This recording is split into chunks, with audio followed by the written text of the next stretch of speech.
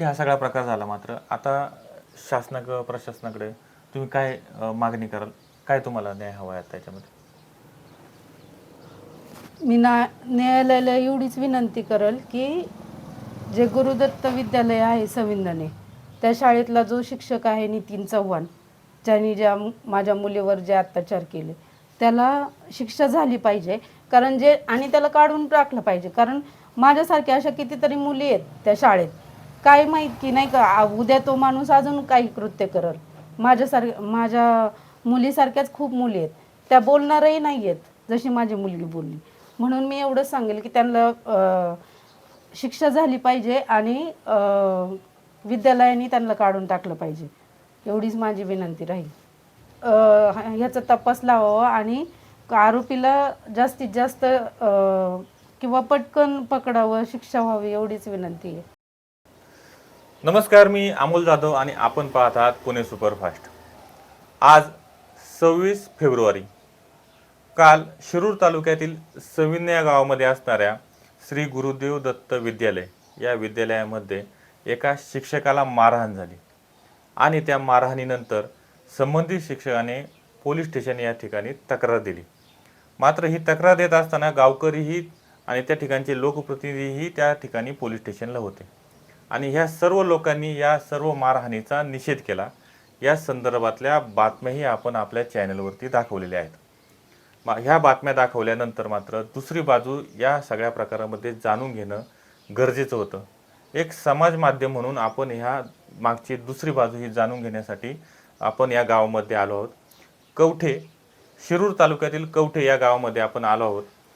ही बातमी कव्हर करत असताना आपल्या असं लक्षात आलं का कुठंतरी हा प्रकार ज्यावेळी ही संपूर्ण श्री गुरुदेव दत्त विद्यालय हे जे शाळा आहे, या शाळेची सहल महाबळेश्वर पाचगणी या ठिकाणी गेली होती आणि त्यावेळी तिथं कुठंतरी हा जो शिक्षक आहे, ज्या शिक्षकाला मारहाण झाली आहे, ज्या शिक्षकाने काल स्वतःला मारहाण झाल्याबद्दलची तक्रार टाकळी हाजी पोलीस स्टेशन या ठिकाणी दिली आहे. या शिक्षकाने एका मुलीला बॅड टच केला किंवा चुकीचा स्पर्श केला, त्यामुळे त्या मुलीच्या नातेवाईकांनी त्याला मारहाण केली आहे अशी चर्चा चालू होती. ती जी बाजू आहे या बाजू समजून घेण्यासाठी आपण आज या ठिकाणी आलो आहोत. आपल्यासोबत त्या मुलीची आई आहे, जी आपल्याला ह्या सगळ्या घडामोडी मागची जी घटना आहे नक्की काय झालं त्याबद्दल सविस्तर सांगणार आहे. ताई, ही जी सगळी जी घटना झाली ही एकदम चुकीची झाली असं मी म्हणेलच, पण हे सगळं होत असताना नक्की घटना काय होती तुम्ही सविस्तर सांगा. जेव्हा त्यांची सहल आली 25 तारखेला, मला वाटतं सहल आली, परत 5 वाजता घरी आले. त्याच्यानंतर मी सकाळी फोन केला होता. आमचं दररोज फोन चालू असतो सकाळ संध्याकाळ, कारण ती इथं असते आणि मी शिरवळला असते. तर मग तिच्याशी बोलणं नाही झालं, कारण ती झोपली होती. सहलीवरून 5 वाजताच आली होती. 1:30 वाजता तिने परत मला फोन केला, मला तुझ्याशी बोलायचं आहे. तर मी थोडं बाहेर होते. मी म्हटलं 2च मिनटात फोन करते. ती म्हटली तू मला अर्जंट फोन कर, मला बोलायचं आहे. आणि जेव्हा मी तिच्याशी परत फोन केला, बोलले, तर तिने मला असं सांगितलं की तू आत्ताच्या आत्ता इथं ये, मला तुला काहीतरी सांगायचं आहे. मग मला असं वाटलं की काही झालं का नाही का. मग मी तिला विचारलं, अगं काय झालं सांग.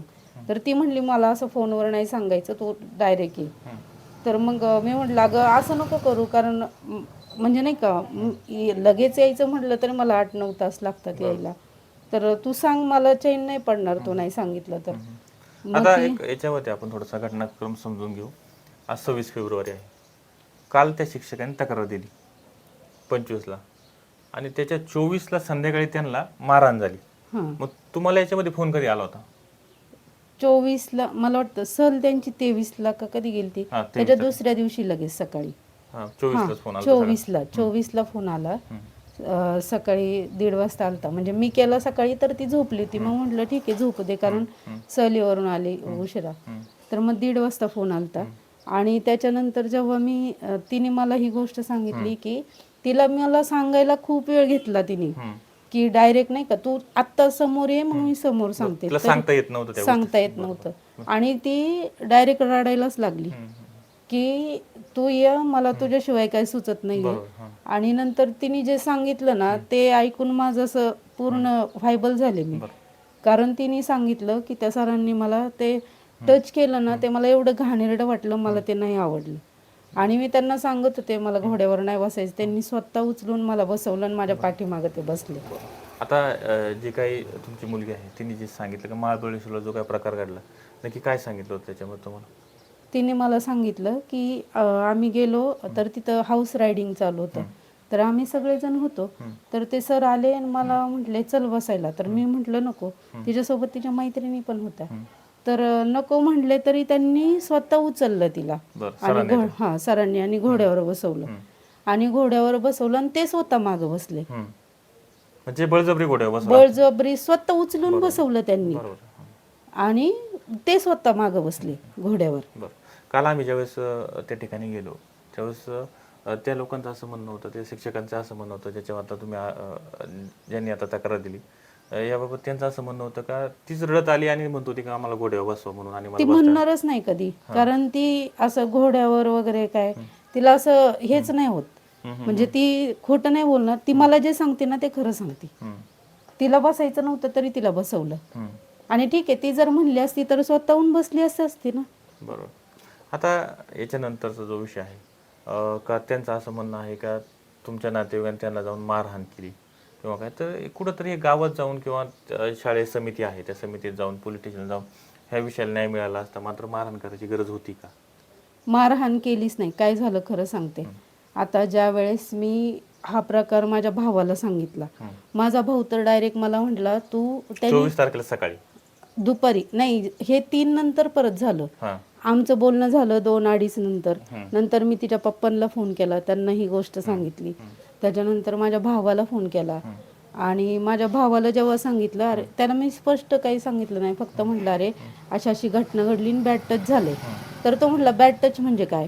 मग त्यांनी केलं की त्यांनी मला म्हटलं की अगं कोणताही शिक्षक असला तर उचलून जरी बसवलं तरी हात लागणारच ना.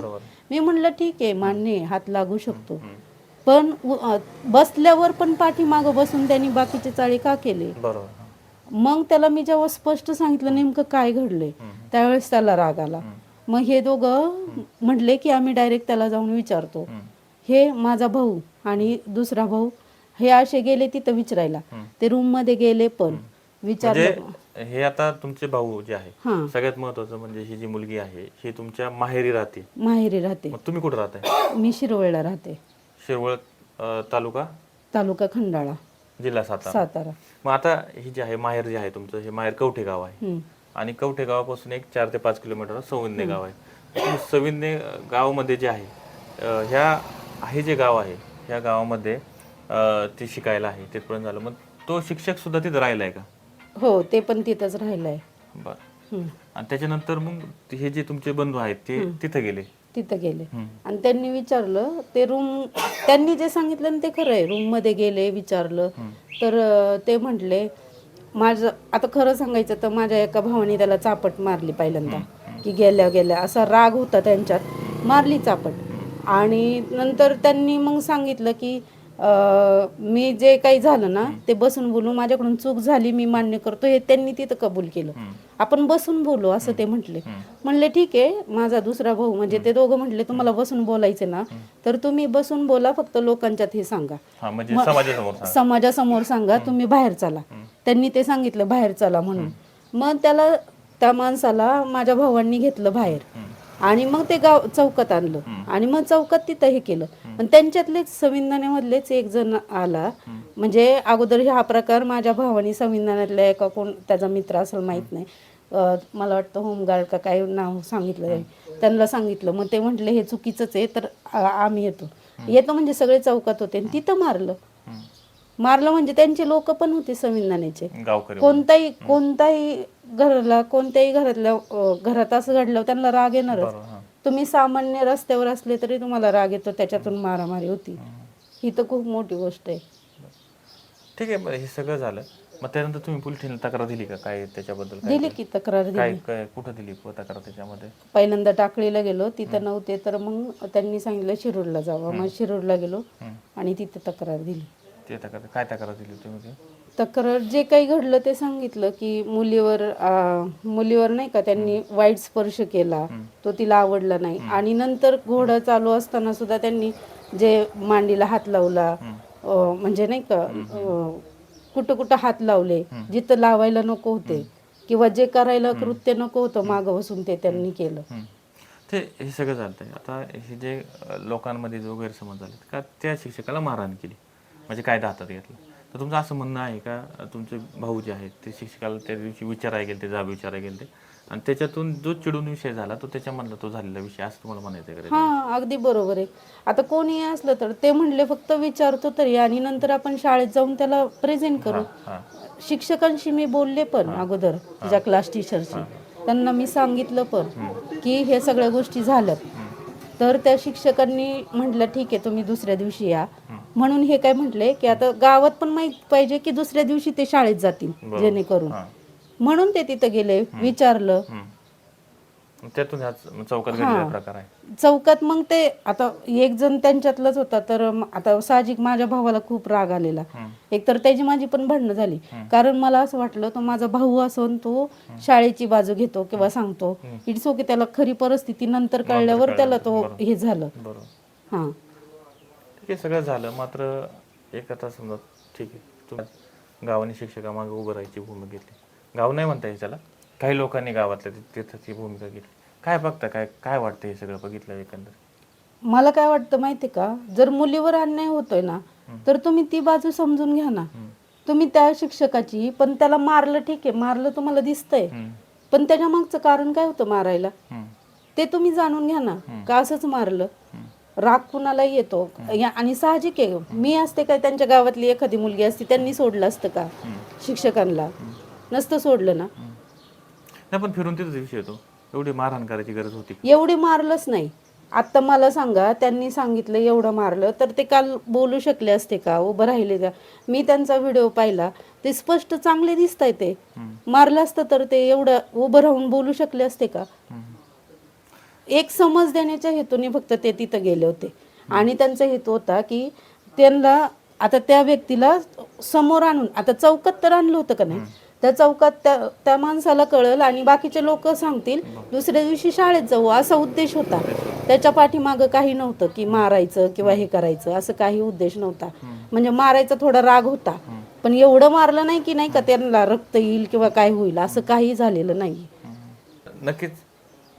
काल जो काही शिरूर पोलीस स्टेशन या ठिकाणी गुन्हा दाखल झाला, ज्याच्यामध्ये सविने गावातील शिक्षक जे आहेत त्यांच्यावरती हा गुन्हा दाखल झाला आहे. सविने गावात तसं पाहायला गेलं तर कालची जी परिस्थिती होती, काल जे काही आरोप झाले त्या आरोपाची ही दुसरी बाजू होती.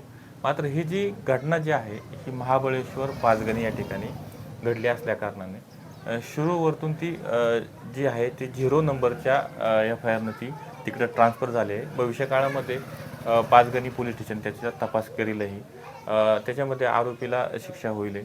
मात्र हे सगळं जरी झालं तरी आता त्या मुलीच्या पालकांचं असं म्हणणं आहे की काल जो आरोप झाला ज्याच्यामध्ये त्या शिक्षकाला गंभीर मारहाण करण्यात आली, तर हे सर्व प्रकार तसा नसून संबंधित शिक्षकाने जो काही प्रकार केला आहे त्याची माफी मागावी म्हणून त्याला घेऊन ते सविने गावच्या चौकामध्ये आले होते. आणि तिथं तो झालेला जो प्रकार आहे ज्याच्यामध्ये ते जी मारहाण झाली, किरकोळ मारहाण झाली ती झाली आणि त्यानंतर ते पोलीस स्टेशनला जाणारच होते आणि त्यानंतरही त्या गावातून ते शालेय समितीला दुसऱ्या दिवशी कळवणार होते, असं त्या मुलीच्या पालकांचं असं या ठिकाणी म्हणणं आहे. हा सगळे जर प्रकार झाला तरी ह्या घटनेच्या दोन्ही बाजू ह्या आपण समाज माध्यमांसमोर मांडलेल्या आहेत. अमोल जाधव, पुणे सुपरफास्ट. तुमचा फ्लॅट, घर, बंगला, व्यापारी गाडे, दुकान, जागा, शेतजमीन, प्लॉट्स विकायचे आहेत का? विकायचे असतील तर आजच आमच्याशी संपर्क साधा. स्थावर मालमत्ता खरेदी विक्रीसाठी आंबेगाव तालुक्यातील विश्वसनीय नाव म्हणजे सीता प्रॉपर्टीज. आमची वैशिष्ट्ये: जलद व्यवहार, तुमच्या प्रॉपर्टीजची योग्य किंमत, मालक व ग्राहक यांच्यात समोरासमोर पारदर्शक व्यवहार. आमचा संपर्क 7972 82 24 33 व 80 10 25 09 54.